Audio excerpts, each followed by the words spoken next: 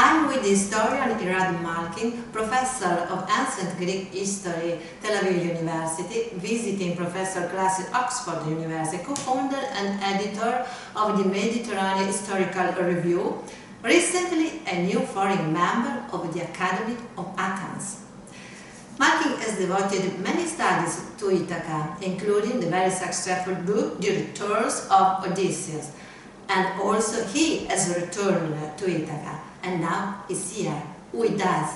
Well, how did the title of the book come about? Returns, plural, because Odysseus is the one who always thinks about returning. Is this one of the many meanings? Well, coming here, I'm following the concept of nostos in Greek. And what's fascinating, this is what is typical of the travels of Odysseus. I mean, Greeks worshipped this hero who broke new ground, who found new paths across the sea. But basically what he wanted was just to come back home. So he was the explorer malgré lui, even though he didn't want to be such. Now, nostos in ancient Greek has the same root as nous, which is mind. So nostos is not just a return, which I'm doing today, returning to Itaca. Nostos is also traveling back in your memory. Because what do we do when we remember? We travel back, we go back, we do a nostos. And the greatest threat Odysseus has to face in the Odyssey is not death, it's forgetfulness. The threat of the Siren's song is forgetting his nostos. And that is the biggest threat, because if you lose your nostos, you also lose your mind, basically, in a very literal sense. So I think the reason why Odysseus, unlike any other mythological hero, is so prominent in at least Western civilization, with Nikos Kazantzakis writing a sequel, with James Joyce writing Ulysses, the very concept of Odysseus and his return, I think that very kind of relations is very ancient too. And this is what we see at Polis Cave. I mean, for me the fascinating thing is you have 200 years before Greeks even could write an alphabet. I mean, by that time they will have forgotten Mycenaean writing. Okay? So they adopted the alphabet from the Arameans and the Phoenicians, apparently, we don't know exactly, but clearly it's a Semitic alphabet, and which is, nobody has improved on it ever since, until today. It's so concise and everything. And this is when it was possible to write down the Odyssey, which until then, and scholars have been arguing about how old is Homer, how old are those stories? And here you see a cave in Ithaca, with tripods from the 10th and the 9th centuries BC. Greeks traveling there, I assumed it was the dedications to Odysseus. It wasn't clear, because the single inscription that we have, which is also quoted in the statue in Stavros, Eugen Odyssey, is from the Hellenistic period. So I had to build a case of probability, and it rests on the following arguments, which is very important. The tripods themselves are fantastically expensive, prestigious objects, beautifully done. As you see some images here in this museum. It was the most expensive dedication a Greek could have dedicated. You find such tripods where? In the fantasy of Homer, in the palace of Hephaestus, he has 30 tripods.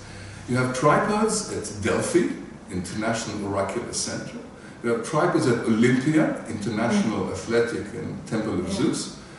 And you have tripods in a small little cave in Ithaca, which is impossible otherwise, unless it was really important to the people who dedicated it. It was significant, it was symbolic for them.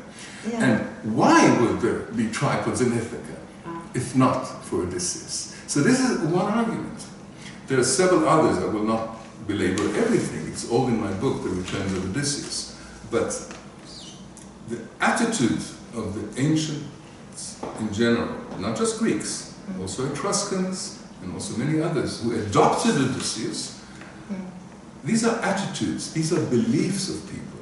These are acts of cult and worship. And these are historical facts. Yeah. Odysseus may be a figment of somebody's imagination, but frankly, literary persons have much more presence in our lives than somebody I met yesterday in a restaurant. Okay? That somebody may be a real person, flesh and blood, but he plays no role in my life. A hero like a hero of Nostos, such as Odysseus, must have played on some chords, musical chords inside us that keep ringing whenever we hear the name. Good.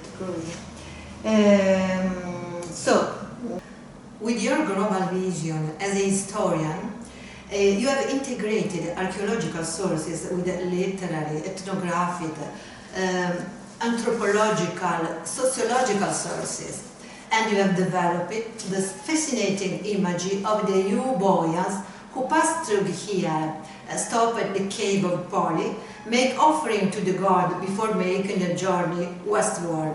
Is that so? It's very much so. Moreover, even for practical reasons, in the 7th century, Corinth cut the channel at Lefkada. Okay? Before that, it was very dangerous to travel on those waters. People from Epirus would come. So the real way up north was only between Itaca and Kefalonia. The only bay where you can find shelter at this side of Itaca, unlike Frikes, Chioni, and everything else on the other side, is here, is Polis Bay. So it was clearly for navigators. And not Pescardo? No. It was the very dangerous waters, this side of Ithaca. Maybe not always dangerous, but certainly in order to go up north, you really had to.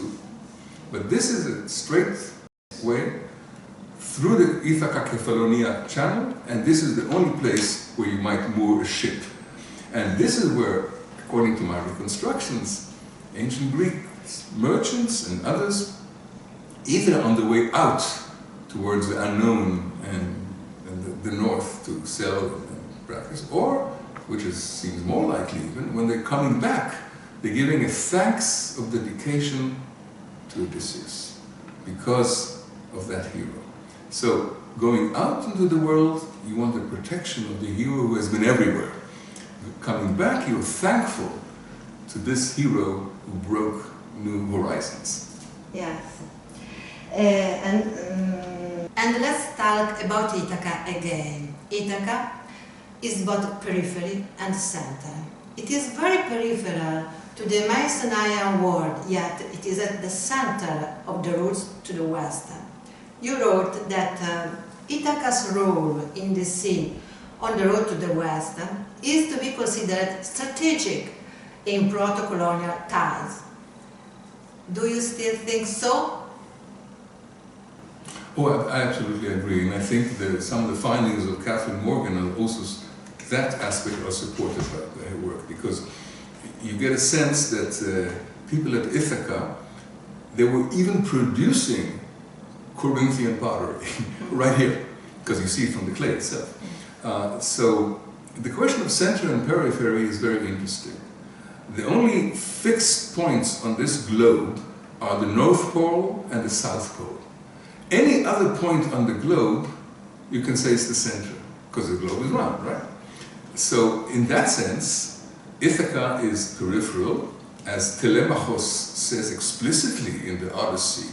It gives an impression that we are really on the corner of the known world or something. On the other hand, in terms of the practice of the maritime spaces, Ithaca is pretty central, especially at a time when you don't always just, Greeks are not always just looking for other Greeks. They're looking for Epiros, they're looking for Italians, they're looking for Etruscans.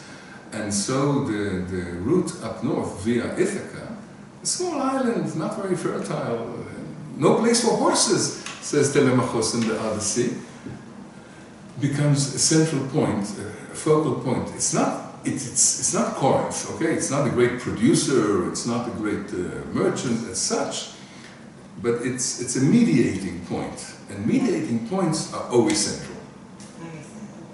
You deal with the ancient Mediterranean, so let's talk about the traces of Odysseus in the west, scattered around the Mediterranean basin from Gibraltar to Tunis and Italy. Do you have any news, new archaeological digs that I don't know?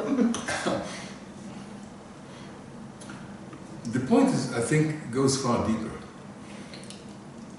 The myths of the Nostos, not just that of Odysseus, also Philoctetes, Diomedes, and others. It was like the Trojan War was a point of convergence, okay? All the Greeks from all over the world came to Troy and did whatever they did. But Greece was never a country in antiquity. There were about 1,035 independent Greek city-states in around 400 BC. So it's a world of points and dots. The Nostoi explain this kind of world. I said the Nostoi are like a big bang suddenly spreading over the Mediterranean. I like this in your book, a big bang. And the big bang, and the Odysseus is the biggest of the bangs. Right? Now,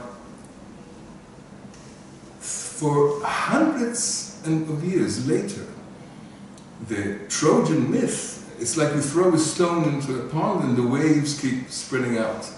That's why the capital of Portugal is called after Odysseus. Yes. Lisbon is the Lisbona. Yeah, exactly. I mean, people don't, even Portuguese don't always remember that. But the notion that the heroes of the Trojan War are responsible for the Britons in 632 AD. A Frankish king, Dagobertius, publishes an edict. I am a proud descendant of Priam, king of Troy. Now he was German.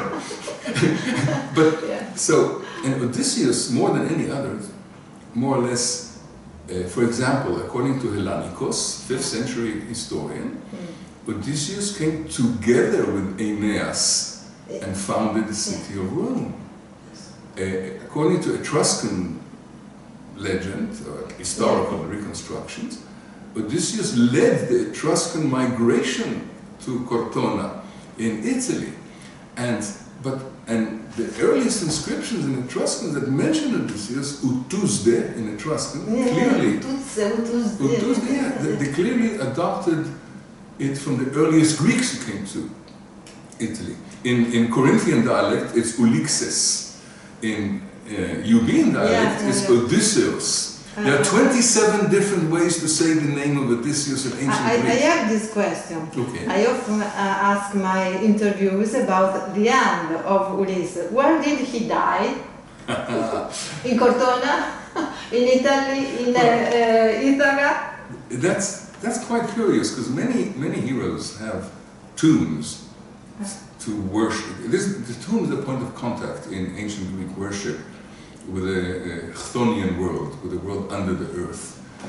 But Odysseus is so international in some sense that you don't want to have a tomb. And therefore the relationship with the pan-Mediterranean hero, which he became, we have to realize one thing. We're not talking about Christianity or Judaism or Islam. These are not exclusive religions. They're not religions that say, mine is the truth and yours is a lie. No. For the Etruscans, it was an Etruscan hero. But it's not a zero-sum game, on the contrary. It's the same hero in different languages. And that's why he could become so powerful. The notion that the Romans were founded by Odysseus, the Romans didn't like. Later on, they threw out Odysseus and kept only Aeneas. Yeah. Unlike the Greek tradition. So people, again, need to take account of that. So right here in Ithaca, where I'm sitting now, talking to you, in this museum, we're talking about a palimpsest, layers and layers and layers of attitudes towards Odysseus. There must be a reason why for 3,000 years we keep coming back to this hero, more than anyone else. And that is the point where I feel such excitement. When I see the Cave of Polis, when I see the tripods, when I see the dedications. Now we can see nothing. Yeah. When you see the coins of Ithaca from the 4th century, with the head of Athena on one side and on the obverse you have Odysseus. you realize what a focal point a mythological hero, after all, could be for real people. And this is the point of contact between myth and reality indicates that reality cannot exist without the myth. To conclude, the Museum of the Sea from Odisseo to Omero does not only make use of archaeological finds. The few that are there are those left by fishermen in front of the museum door, finding from different periods that testified to an operational continuity of the port of Poli up to the Byzantine period and behind. But for us, all disciplines, history, philosophy, literature, archaeology, ethnography, anthropology, are tools that converge in a language aimed at multimedia communication. What do you think of this museum approach? Well, I think it's a wonderful approach because every generation or every epoch searches for its own modes of expression. In that sense, during the Dark Ages, the mode of expression was oral poetry. In the centuries that followed, you find it in literature. We know that Greek authors wrote plays about Odysseus. We don't have them, sadly, but they did exist. So the modes of expression, if it's oral poetry, epic poetry, in the archaic period, if it's drama in the classical period, if these are kind of novels in late Hellenistic and Roman periods, if these are continuations, so-called, of, like I mentioned before, of Kazantzakis, for example. Yeah, exactly, and we have American authors following that. Derek Walcott, for example, a Black Caribbean. Omero. You have Ismail Kadare in Albania writing Histoire d'Ash, namely about Histoire d'Homère, of Homer's. So this museum fits precisely a new mode of expression, following what is apt for our times, namely the visual, namely the explanatory, namely the ability to show in a small place such a concentration of different angles of looking at Odysseus, from the purely archaeological to the mythical story. Thank you so much for your contribution to the Omero Sea Museum, and I would like to consider this day as a lucky day for the museum and you as our godfather. I really appreciate it. Thank you so much.